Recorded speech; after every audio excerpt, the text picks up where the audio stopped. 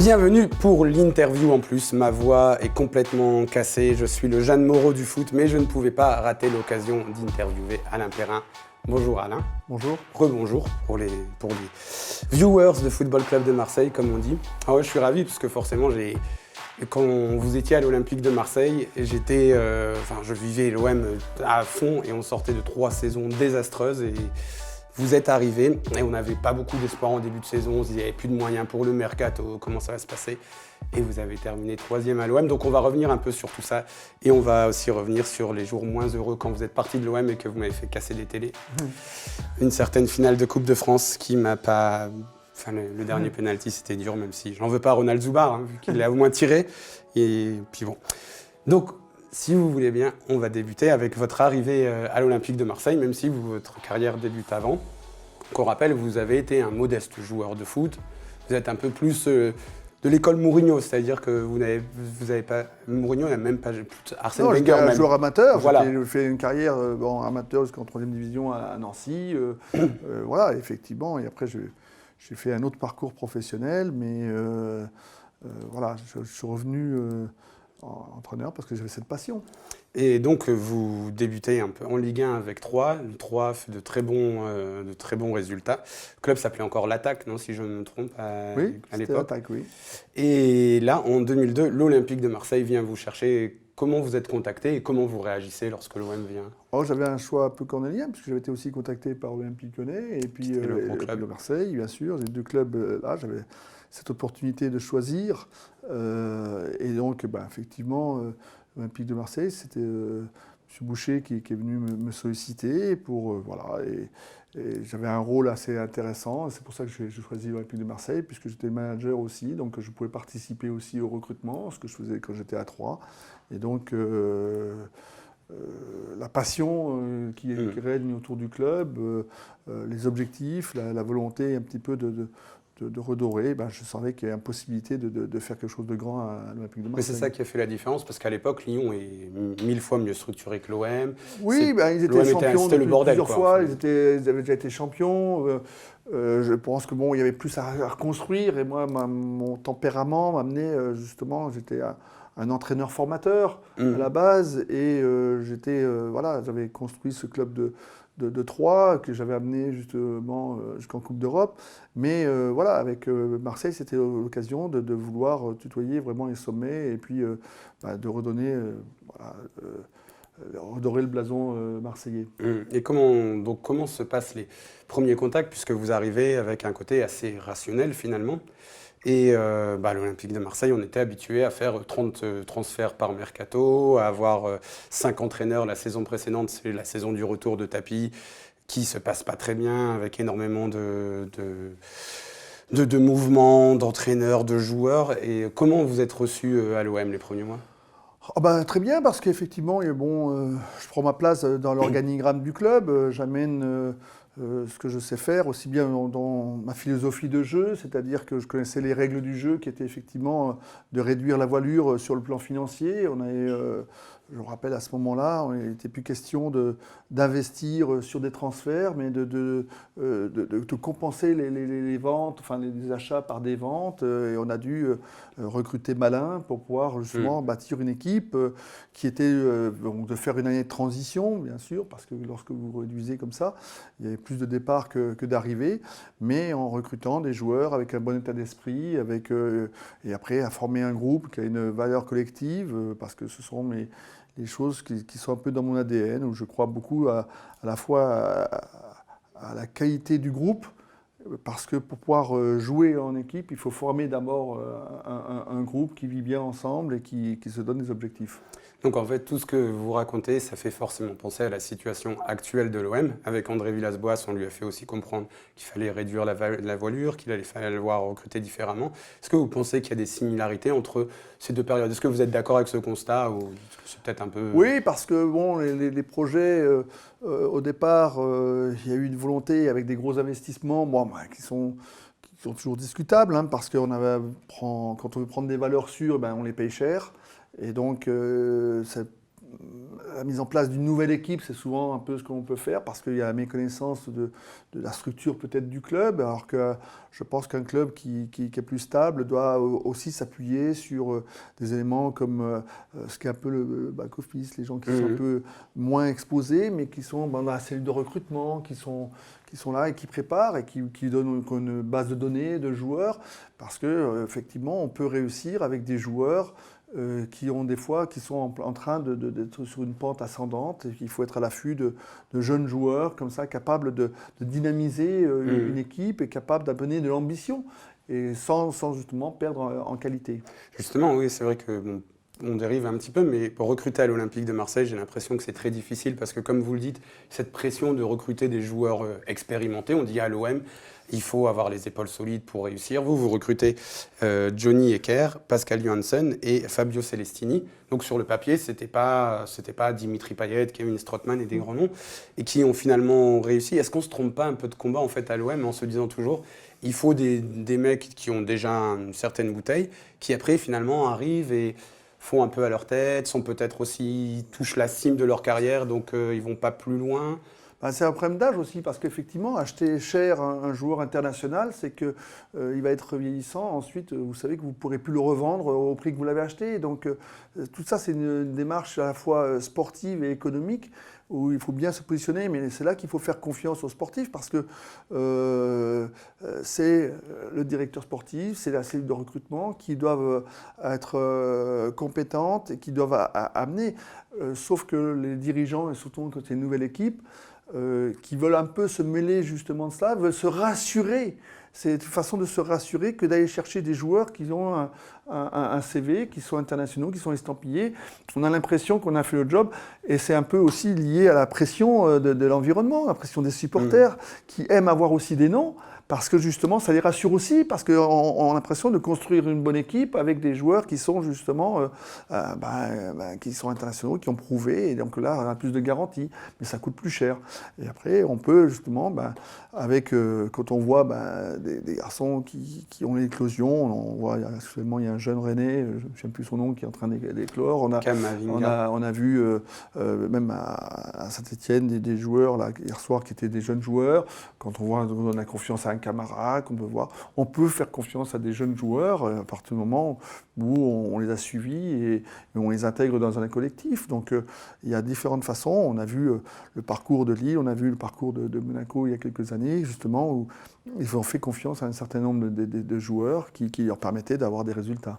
Et donc vous terminez votre première saison complète à la tête de l'Olympique de Marseille avec une qualification en Ligue des Champions, au tour préliminaire d'ailleurs, parce que vous finissez troisième en toute fin de saison. D'ailleurs, ça se décante parce que vous êtes encore à la lutte pour les toutes premières places. Et puis ça se décante finalement avec une équipe donc revancharde, avec un groupe où de temps en temps on sent qu'il a des limites aussi au niveau technique, mais c'est vrai qu'en tant que supporter à cette époque-là, il y a quelque chose qui se passe, vous rallumez des choses avec quelqu'un comme Bakayoko par exemple, qui était un peu moqué par les supporters. Et puis je me souviens d'un but qu'il marque à Sedan, l'OM est champion d'automne, et il rate, il a d'abord un énorme raté, puis le ballon revient, puis il y a un autre centre, et puis il marque ce but, et il y avait une délivrance, il y avait un état d'esprit, c'est ça que vous construisez en fait, c'est comme ça que vous allez en Ligue des Champions. C'est-à-dire que vous savez, il faut essayer de mettre beaucoup de transparence dans le fonctionnement avec les joueurs, il faut mettre bien sûr de la rigueur, mettre en place des règles de vie dans le groupe et ensuite faire adhérer les joueurs à un projet. Et c'est facile à l'Olympique de Marseille parce que y a toujours des projets ambitieux et que les joueurs ont envie souvent d'avoir ces ambitions-là.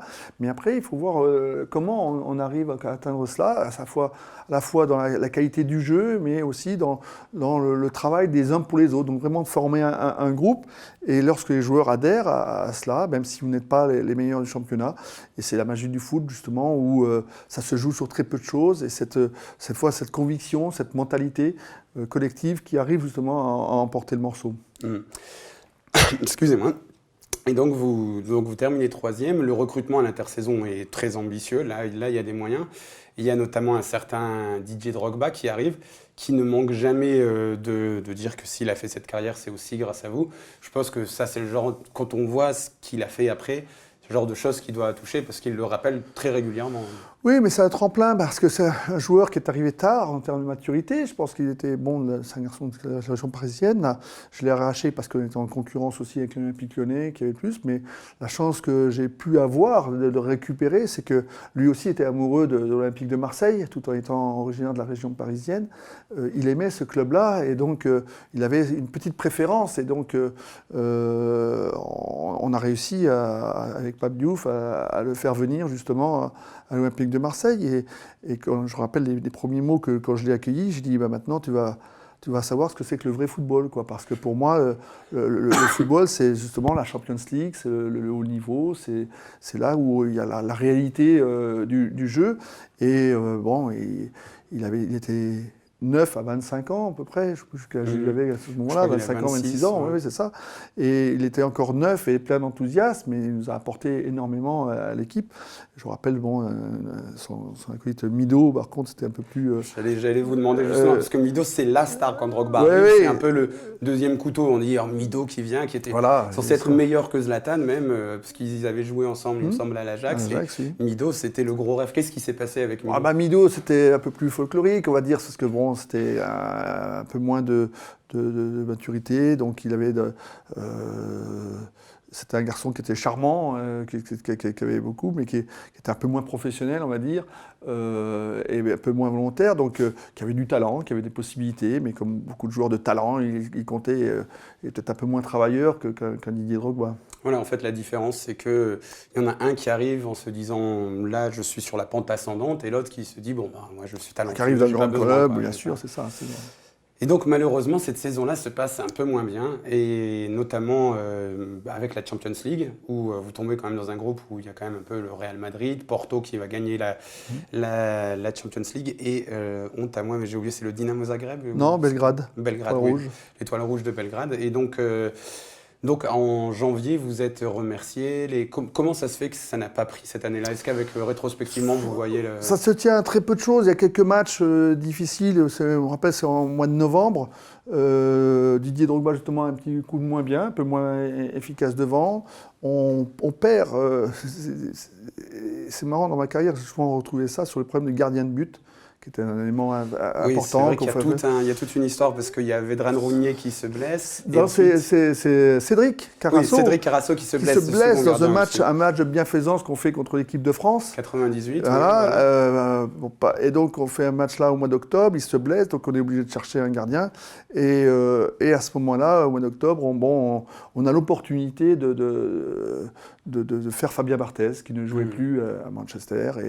Et à partir du moment où ça s'est su, parce qu'on avait espéré, parce qu'on nous avait des promesses de la fédération, comme quoi on pouvait, pour la blessure du gardien, peut-être l'embaucher avant le mercato, et puis ensuite, c'est sorti, comme quoi Fabien est arrivé chez nous, et après il y a eu un retournement de situation, et on a pu l'embaucher définitivement qu'au mois de janvier. Mais le mal a été fait, parce que ça a mis un peu de trouble avec Vedran Rougnier. Et à ce moment-là, il a été... En fait, l'équilibre du vestiaire se... Oui, et puis lui, il n'a plus été performant. Et je pense qu'on lui a mis le zig un petit peu dans la tête. Et il était à contre-courant et il n'arrivait plus à faire le job, quoi. Il prenait des buts casquettes, des trucs pas forcément toujours impliqués dans la responsabilité, mais il ne faisait plus le plus qui fait qu'un gardien, il doit vous apporter des points et vous sauver des situations. Il ne faisait plus ces arrêts qu'il pouvait faire à une certaine époque. Et puis donc voilà, on a un mois de novembre difficile où on perd chez nous d'ailleurs contre Paris Saint-Germain. Ce qui n'est jamais bon de perdre à domicile contre Paris, avec là aussi, je me souviens qu'on a un penalty pas sifflé, et c'était en plus de ça, l'arbitre c'était un ami de Nancy qui l'arbitre, qui siffle un penalty. Voilà, comme quoi, ça n'a pas eu d'influence. Voilà, c'est comme ça, c'est un choix d'arbitre qui fait qu'un penalty n'est pas sifflé, qu'on perd ce match-là, et donc c'est des matchs au mois de novembre qui est une période très charnière, parce qu'effectivement, on joue ces matchs en plus. Hein, on a ce rouleau compresseur qui est la Champions League, avec les matchs à répétition où on a plus beaucoup de temps de s'entraîner, les matchs se succèdent où il faut faire. Et donc on a une période difficile. On a des matchs, il faut regarder un petit peu, je crois qu'on a un ou deux matchs en retard, des matchs qui sont remis. Donc ce qui fait que justement des matchs qu'on ne joue pas, Et je me rappelle, on devait jouer Metz, une équipe qui était mal classée, des choses comme ça. Ce qui veut dire que les points, vous ne les prenez pas et au classement, tout de suite, ça se complique. Et puis après, en interne aussi, des luttes d'influence où justement, on voulait rogner un peu sur des prérogatives, sur le recrutement. On voulait me vendre un garçon comme Sitchev, par exemple, qui était un attaquant, parce que justement, il y avait toujours quand même de façon latente des problèmes financiers. Donc, on voulait, avant la fin de saison, déjà rééquilibrer les comptes et vendre des joueurs au mercato. Donc en interne, moi j'étais pas d'accord, je faisais de la résistance aussi. Donc tout ça créait justement en interne des conditions pour faire que j'empêchais de tourner en rond par rapport à la direction du club. Donc les résultats et des petites choses comme ça ont fait que justement, au mois de janvier, Fabien Marthez arrive, rentre et malheureusement il nous fait une petite boulette, je crois, à Auxerre, on perd à Auxerre, et puis à ce moment-là, la pression, bien sûr, du Vélodrome agit sur les dirigeants, mais les dirigeants aussi, en interne, je vous dis, on n'était pas toujours sur la même ligne, et donc à ce moment-là, on en profite pour me débarquer. Je pense que ça doit être les moments, quand on est un peu comme ça, chahuté par les supporters de l'OM qui... Je n'étais pas énormément chahuté, mais il y avait la pression. C'était plus votre président, oui, c'est ça, bien sûr, c'est ça. Parce que lui, il incarnait quelque chose, parce que c'est vrai que j'ai utilisé le mot rationnel au début, mais c'est vrai que c'était lui qui incarnait ce truc-là et qui était un peu rejeté par les supporters, alors que vous étiez un peu son coach, entre guillemets, parce que c'est lui qui vous fait venir. Mais c'est plus Christophe Boucher, en fait, qui a été rejeté par les tribunes que vous, mais c'est vous qui payez l'addition en premier. Bien sûr, lorsque, à un moment donné, ça gronde un petit peu, c'est toujours le fusible, c'est bien sûr l'entraîneur. Ça permet aux dirigeants de montrer qu'ils sont actifs et qu'ils font quelque chose pour essayer d'améliorer la situation. Donc voilà, on appuie sur le fusible qui est l'entraîneur. Et à ce moment-là, dans quel état d'esprit vous êtes arrivé à l'Olympique de Marseille, donc le plus gros club français. Nous, sur Football Club de Marseille, on n'a pas de doute là-dessus. Et est-ce que là, vous vous dites, je peux pas rebondir, je peux pas... Comment on est moralement quand on se fait virer de l'OM ? Il y a toujours la déception, bien sûr, parce que je pense que la situation n'était pas dramatique. La preuve, c'est qu'après, José a réussi avec l'équipe à aller en finale de l'Europa League. Il y avait une équipe qui était compétitive, que les résultats, on avait réussi à se qualifier pour l'Europa League quand même. Donc, je pense que l'équipe était encore compétitive et j'avais encore l'écoute du vestiaire. C'est ça qui est le plus important. Je pense qu'un entraîneur, lorsqu'il y a une rupture totale avec le vestiaire, avec les cadres, à ce moment-là, ça peut être difficile pour justement obtenir les résultats. Or, parce que on s'aperçoit des fois que les résultats, il peut y avoir des petites baisses de résultats, mais ce n'est pas forcément définitif. Vous, personnellement, parce que c'est vrai qu'on a un peu dans ce truc du foot, les entraîneurs, on ne pense pas à eux mentalement, etc. Alors que vous étiez sur la pente ascendante, vous aviez ce choix avec Lyon. Oui, mais on sait aussi que quand on a une obligation de résultat, on est exposé dans des grands clubs, et c'est le cas pour tous les grands clubs d'Europe, si une baisse de résultats, vous pouvez faire. Mais je ne pense pas que la crédibilité des entraîneurs se soit remise en question. La preuve, c'est que j'ai pu par la suite rebondir à Lyon, j'ai pu aller à... Mais après, moi, j'ai fait d'autres choix, c'est-à-dire que j'ai fait des expériences à l'étranger. Et par la suite, justement, j'avais ce goût du voyage, le goût de l'aventure à travers mon métier, et que j'ai toujours pensé que dans la vie, c'est que la fin d'une histoire donne la possibilité d'en créer une autre. Donc pour moi... ça pas appesanti là-dessus. Voilà, non, pas du tout. Et que l'amour que j'avais du métier, la passion que j'ai pour le football, elle peut se réaliser encore. La preuve, c'est que je n'ai pas hésité, au moment où j'ai pris ma retraite, de revenir travailler dans un club de deuxième division, que je pensais jamais aller travailler dans un club de deuxième division. Nancy, donc vous avez sauvé l'an Mais dernier, voilà, quand j'ai voulu donner un coup de main à mon club, je n'ai pas réfléchi parce que c'était Nancy, parce que j'ai la passion du foot et que entraîner en deuxième division ne me posait aucun problème d'ego ou de mental. On va revenir sur deux de vos expériences post-OM qui ont été très positives pour l'OM, puisque vous allez entraîner Sochaux. Et avec une belle génération, vous comportez bien en championnat, mais surtout il y a cette finale de Coupe de France contre l'Olympique de Marseille que vous remportez. comment on prépare une finale de Coupe de France contre l'OM? Est-ce que, déjà, jouer une finale, c'est fort, mais est-ce que jouer une finale contre l'OM quand on est un club comme Sochaux, qui est, attention, un club historique du football français? Oui, mais on n'avait pas les mêmes moyens non plus. On avait une équipe. Est-ce que vous sentez vos joueurs plus concernés? Oui, on avait réussi à faire une saison exceptionnelle, puisqu'on avait réussi, je crois que c'était 6e ou 7e. Avec les moyens de Sochaux, c'était quand même déjà une très bonne performance en soi sur le championnat. Puis un parcours en Coupe de France qui nous amène en finale. Et une équipe marseillaise qui était quand même à ce moment-là très costaud, largement favorite. Et on a essayé de préparer parce que c'était vraiment le petit poussé et je ne pensais vraiment pas avoir beaucoup de chance face à l'Armada que représentaient Niang, Ribéry, Nasri, Cissé. Je sais qu'il était en très grande forme. Oui, il y avait vraiment une équipe très très performante. Mais bon, voilà, c'est un match de coupe et on a été mené 2 fois au score, on est revenu et on a réussi à s'imposer à la loterie des tirs au but. Voilà, c'était essayer de créer une faire. Et je peux vous dire, malgré tout le travail que j'ai fait pour essayer de convaincre les joueurs, mes joueurs n'ont pas fait la finale que j'espérais parce que on a essayé de dédramatiser. Mais dans la tête des joueurs, ça avait été très très dur, effectivement, d'assumer ce rôle d'une finale, quoi. C'est là qu'on se rend compte que de jouer des matchs comme ça de très haut niveau, que l'expérience compte, que le niveau de répétition des matchs de Champions League, le niveau de jouer, ça compte beaucoup et que les jeunes joueurs, on était un peu fébriles, quoi, je veux dire, à travers ce match-là et qu'on a vraiment fait de la résistance et on n'a rien maîtrisé du tout. C'est simplement la réussite. Wilson Roumain a notamment une occasion pendant les prolongations et que Richer sort. Oui, c'était dit que notre expérimenté gardien qui nous a sauvés, parce qu'à la fois il fait les arrêts dans le match et puis il fait les arrêts aussi dans la tir au but. Toujours. Et vraiment, c'est vraiment. Et quel goût ça, tant qu'ex-entraîneur de l'OM, qui s'est peu fait virer sans ménagement du club quelques années plus tard. Oui, mais aucun esprit de revanche. Vous voyez, sans ménagement, non, parce que après, quand on fait ce métier, moi j'ai toujours accepté la loi justement d'être partir. J'avais jamais été viré avant de venir à l'OM, puisque j'ai fait toute ma carrière à Troyes où j'ai eu beaucoup de réussite, mais je savais qu'en voyant les collègues que voilà, c'est des choses qui pouvaient arriver et qu'on intègre dans notre métier.